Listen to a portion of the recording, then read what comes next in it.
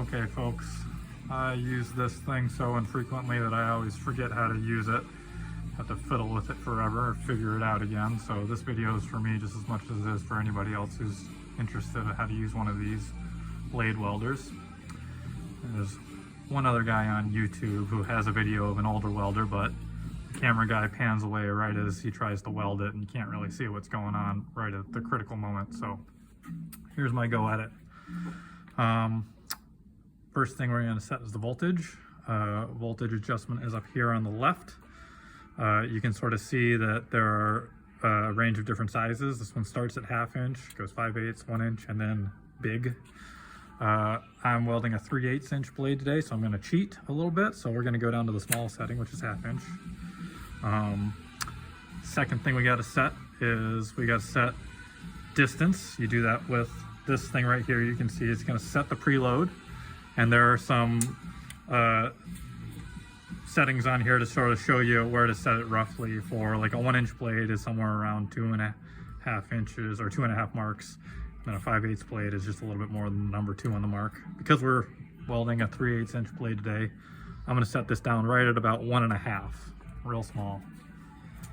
So then you got that set. You get these guys in there. And it always takes me a few tries. You want to try and get this to meet up right in the middle of the gap. So you clamp these down and fiddle with them back and forth until you get it pretty good. And there we go. That's pretty good. Close enough at least.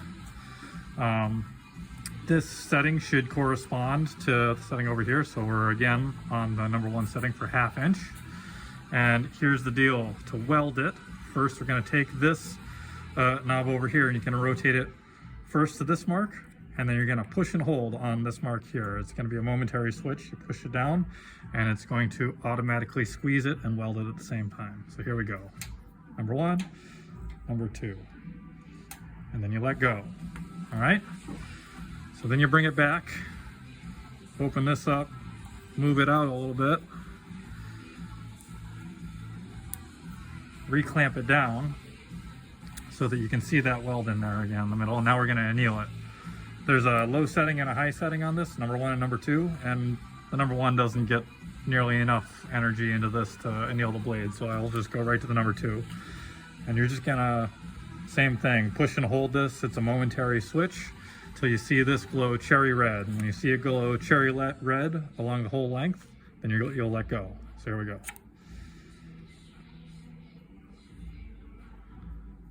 And here we go. I see it start to get cherry red, and then let go. And that's it. Take this out, let it cool down. There's a little bit of slag that builds up on the top and the bottom, and you use your grinder up above to grind that smooth, and you should be good to go. Easy as that.